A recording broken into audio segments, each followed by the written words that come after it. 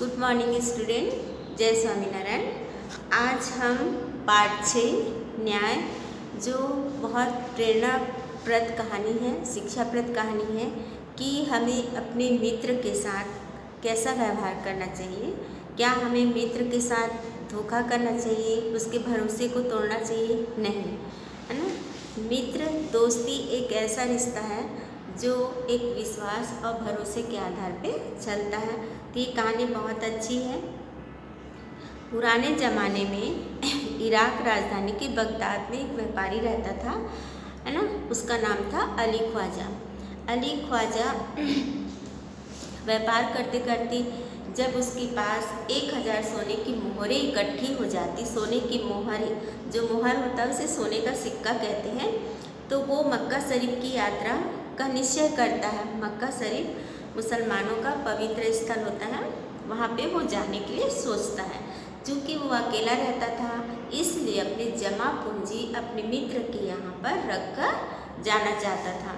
एक दिन वो क्या करता है, एक घड़े में बची हुई मोहरें, है ना, 1000 मोहरें रहती हैं उसके पास, तो 500 वो मक्का जाने के लिए निकाल लेते हैं और 500 जो मोहरें होती हैं उसको तेल के घड़े में डालकर अपने मित्र के यहाँ, उसका मित्र जो होता है वाजिद, उसके यहाँ पे वो छोड़ जाता है और कहता है कि यह तेल का घड़ा मैं आपके घर रख कर जाना चाहता हूँ, मक्का से लौट कर आऊँगा तो ले लूँगा।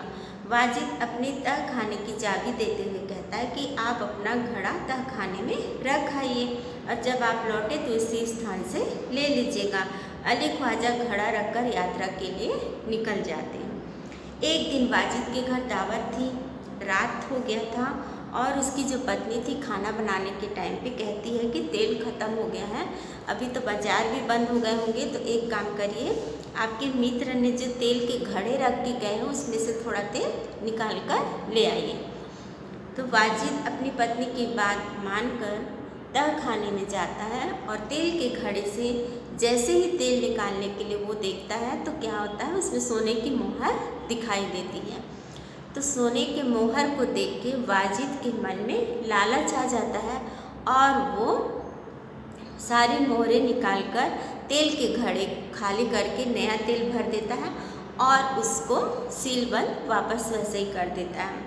6 महीने के बाद जब अली ख्वाजा तीर्थ यात्रा करके वापस लौटते हैं और अपने घड़े को लेकर आते हैं तो क्या देखते हैं कि उसमें सोने की मोहर तो है ही नहीं और वो हैरान हो जाते हैं, आश्चर्य हो जाते हैं और वाजिद से पूछते हैं तो वाजिद साफ इनकार कर जाता है और आपस में दोनों की बहुत लड़ाई हो जाती है, झगड़ा होता है। तो उन दोनों की लड़ाई देखकर गांव वाले कहते हैं कि तुम्हें काजी के पास जाना चाहिए। काजी मतलब न्यायाधीश जो होते हैं, न्यायालय जो होते हैं, जज होते हैं, उनके पास वो वहाँ जाते हैं तो वहाँ पे भी उनको उचित फैसला नहीं मिल पाता। उसके बाद गांव में एक खलीफा जी रहते हैं, उनके पास वो लोग जाते हैं, है ना, और अपनी सारी परेशानी बताते हैं अली ख्वाजा। ठीक है, खलीफा ने सारे मामले पर कुछ विचार किया और कुछ समय मांगा। समय मांगने के बाद खलीफा एक दिन भेष बदलकर अपने शहर में घूम रहे थे, तभी उन्होंने कुछ लड़कों को न्यायालय का खेल देखते हुए देखा। न्यायालय मतलब एक जज बना हुआ होता है, एक छोटा बच्चा, और बाकी लोग अपना अपना समस्या बताते रहते हैं। तो जो खलीफा होते हैं उस छोटे से बच्चे जिसका नाम हसन रहता है, उसका फैसला जिस हिसाब से वो करता है उसको देख के वो बहुत प्रभावित होते हैं और बोलते हैं कि ये लड़का बहुत समझदार है।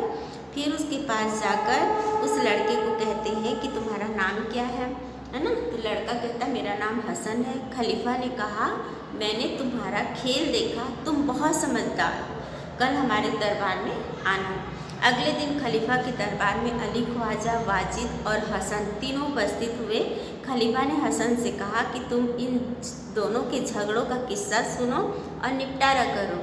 हसन दोनों पक्ष की बात बहुत ध्यान से सुनता है और फिर वो 2 तेली को बुलाता है। तेली मतलब जो तेल का व्यापार करते हैं उनको बुलाता है। तेली के आने के बाद उस घड़े को वो तेली को दिखाते हुए कहता है कि आप बताइए तेल कितना पुराना है। तो तेली देखते ही बताते कि ये घड़े का तेल 2 महीना ही पुराना है। इससे साफ साफ जाहिर हो जाता है कि वाजिद ने ही तेल बदला था, जबकि अली ख्वाजा पूरे 6 महीने के बाद आए थे, तो 6 महीने का ही तेल उसमें होना चाहिए और निर्णय सही होता है। वाजिद जो दोषी रहता है उसे अपना अपराध स्वीकार कर लेता है और अली ख्वाजा को उसका मोहर वापस मिल जाता है। इस तरीके से हसन की पूरी प्रशंसा की जाती है और अली ख्वाजा को न्याय मिल जाता है। तो आपको ये कहानी बहुत अच्छे से समझ में आ गई होगी। Thank you.